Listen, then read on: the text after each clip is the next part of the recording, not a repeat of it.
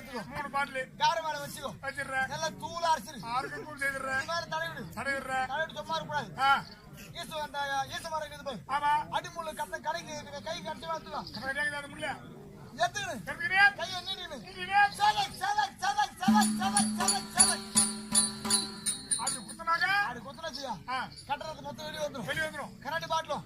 அந்த கல்லி பாலம் உள்ள போகும். உள்ள போய்டும். பச்சை அருமையா பத்தும். பத்தும். அது மேல 10 போடணும். 10.